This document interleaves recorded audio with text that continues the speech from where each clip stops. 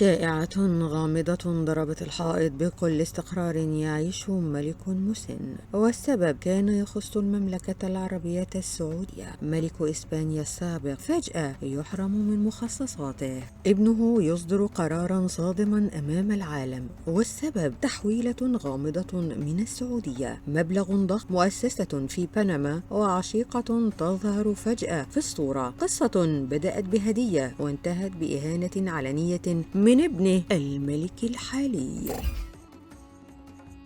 في مارس من عام 2020 حدث ما لم تكن تتوقعه إسبانيا ولا حتى القصر الملكي نفسه. الملك فيليب السادس نجل الملك خوان كارلوس يعلن أنه تخلى رسمياً عن ميراث والده وقطع عنه مخصصاته السنوية. قرار مفاجئ ومدون أمام الجميع، لكن السؤال لماذا؟ السبب يعود لتحقيقات بدأت في سويسرا وتقارير صحفية ظهرت فجأة عن تحويل مالي غامض عام 2008.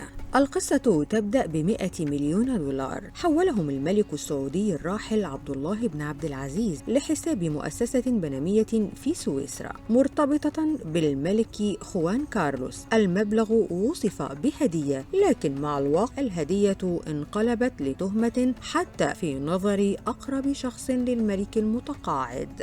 صحيفة فرنسية كشفت القصة وقالت إن المؤسسة التي استقبلت الأموال تحول لاحقاً اسم فيليب السادس ملك إسبانيا الحالي كمستفيد منها، وليس هكذا وحسب. صحيفة ديلي تيليغرام البريطانية قالت إن جزءاً من المبلغ يعد 65 مليون دولار دفعه الملك في 2012 لعشيقته كورينا زوساين، عشيقة طائرات خاصة، مؤسسة في بنما، وتحقيقات غسل أموال. التركيبة صارت أزمة دولية، لكن البرلمان الإسباني رفض أن يفتح تحقيق رسمي. حزب يساري طلب لجنة، لكن البرلمان قال مرفوض. فيليب السادس عرف أن اسمه مذكور كمستفيد محتمل وقرر أن يتحرك سريعا، وفي بيان رسمي قال: أرفض أي ربح أو سادة من هذه المؤسسة، وكنت أجهل أني مدرج فيها أصلا. وبعدها أعلن: ما راح أقبل الميراث وأوقف المصروف عن والدي نهائيا. وكان المصروف أكثر من 194 ألف يورو سنويا، وقطعه علنا في محاولة لفصل نفسه عما فعله والده المتصاب بأموال الغير. خوان كارلوس الملك الذي حكم إسبانيا 38 عاما وأنقذها من انقلاب عام 1981، فجأة أصبح محاصر بأزمات مالية وصورة صادمة، ابنه يحرمه من المال أمام الجميع.